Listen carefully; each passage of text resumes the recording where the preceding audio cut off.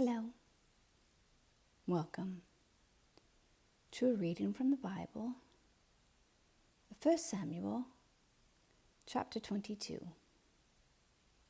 David left Gath and escaped to the cave of Adullam. When his brothers and his father's household heard about it, they went down to him there.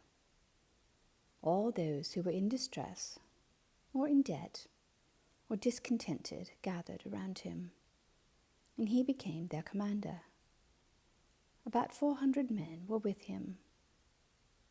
From there, David went to Mizpah in Moab, and said to the king of Moab, "Would you let my father and mother come and stay with you until I learn what God will do for me?"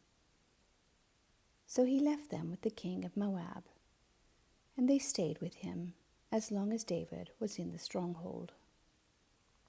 But the prophet Gad said to David, "Do not stay in the stronghold. Go into the land of Judah." So David left and went to the forest of Hereth. Now Saul heard that David and his men had been discovered.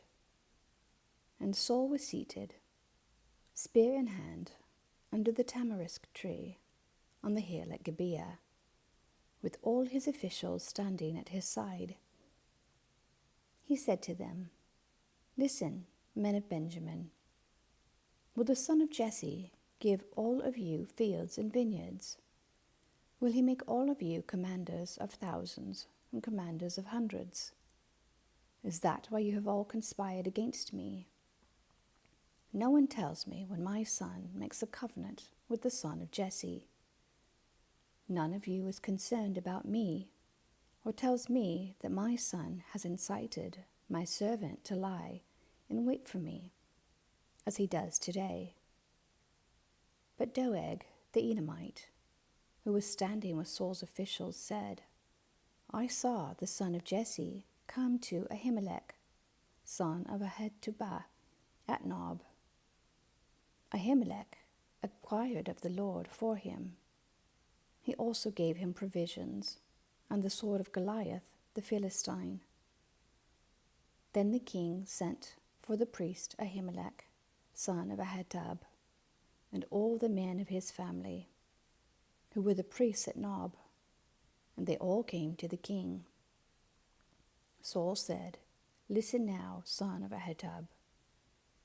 "Yes, my lord," he answered. Saul said to him, "Why have you conspired against me, you and the son of Jesse, giving him bread and a sword, and inquiring of God for him, so that he has rebelled against me, and lies in wait for me, as he does today?"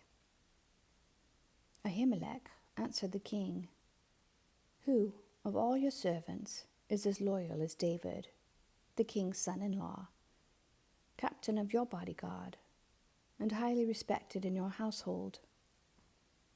Was that day the first time I inquired of God for him? Of course not.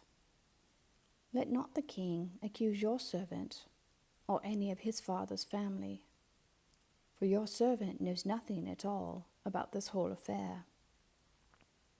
But the king said, "You will surely die, Ahimelech, you and your whole family."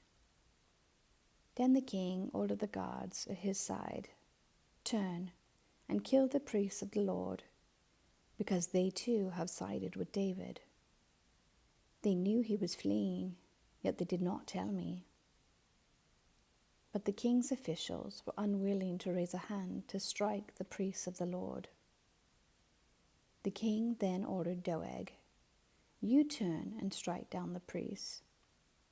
So Doeg the Edomite turned and struck them down. That day he killed 85 men who wore the linen ephod. He also put to the sword Nob, the town of the priests, with its men and women, its children and infants, and its cattle, donkeys, and sheep. But one son of Ahimelech, son of Ahitub, named Abiathar, escaped and fled to join David. he told David that Saul had killed the priests of the Lord. Then David said to Abiathar, "That day, when Doeg the Edomite was there, I knew he would be sure to tell Saul. I am responsible for the death of your whole family. Stay with me. Don't be afraid. The man who wants to kill you is trying to kill me too. You will be safe with me." Amen. Thank you for listening.